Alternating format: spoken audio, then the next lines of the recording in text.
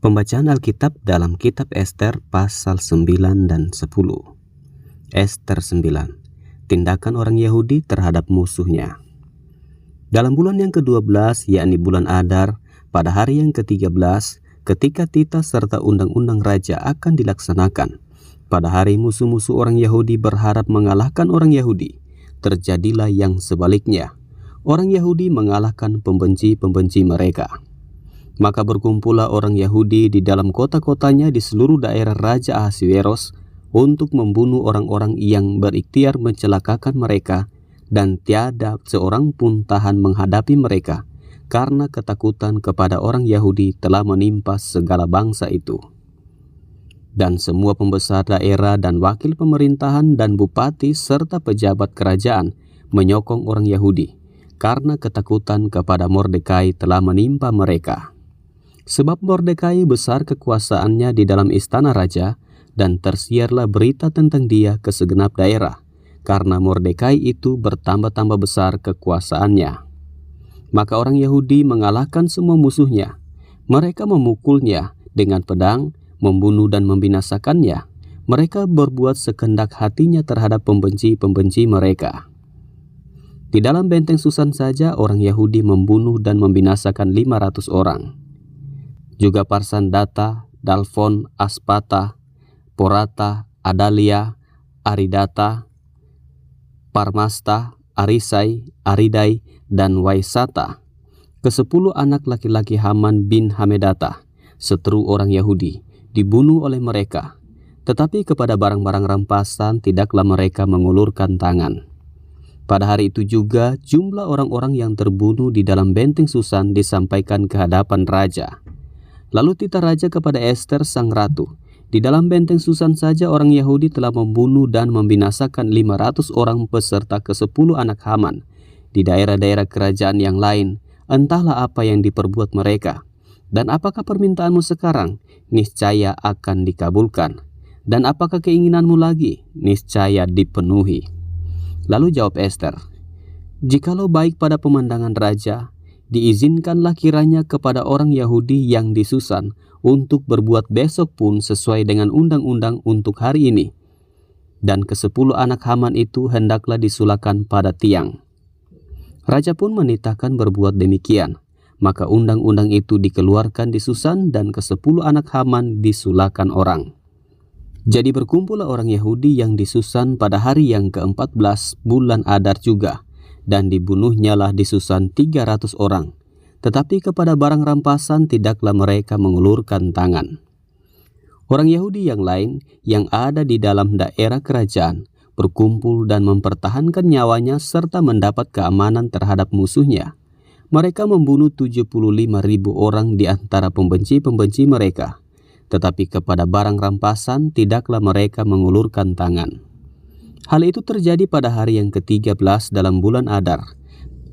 Pada hari yang ke-14 berhentilah mereka, dan hari itu dijadikan mereka hari perjamuan dan sukacita. Akan tetapi orang Yahudi yang di Susan berkumpul, baik pada hari yang ke-13, baik pada hari yang ke-14 dalam bulan itu. Lalu berhentilah mereka pada hari yang ke-15, dan hari itu dijadikan mereka hari perjamuan dan sukacita.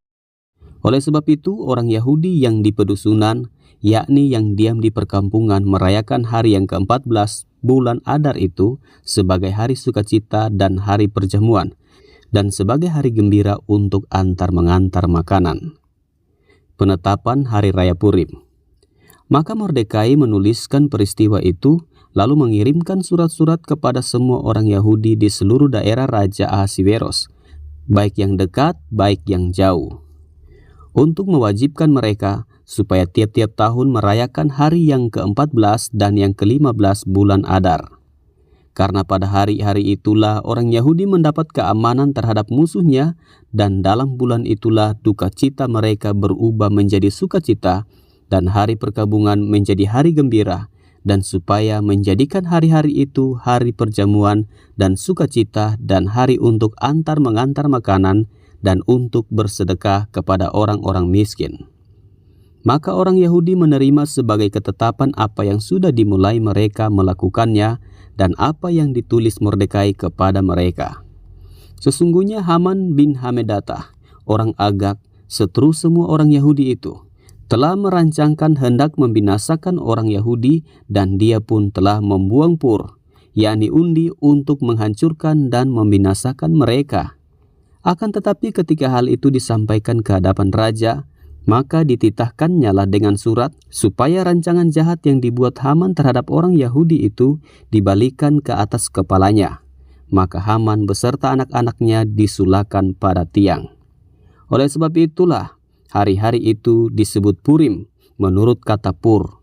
Oleh sebab itu jugalah, yakni karena seluruh isi surat itu dan karena apa yang dilihat mereka mengenai hal itu dan apa yang dialami mereka, orang Yahudi menerima sebagai kewajiban dan sebagai ketetapan bagi dirinya sendiri dan keturunannya dan bagi sekalian orang yang akan bergabung dengan mereka, bahwa mereka tidak akan melampaui merayakan kedua hari itu tiap-tiap tahun, menurut yang dituliskan tentang itu dan pada waktu yang ditentukan, dan bahwa hari-hari itu akan diperingati dan dirayakan di dalam tiap-tiap angkatan, di dalam tiap-tiap kaum, di tiap-tiap daerah, di tiap-tiap kota, sehingga hari-hari Purim itu tidak akan lenyap dari tengah-tengah orang Yahudi dan peringatannya tidak akan berakhir dari antara keturunan mereka.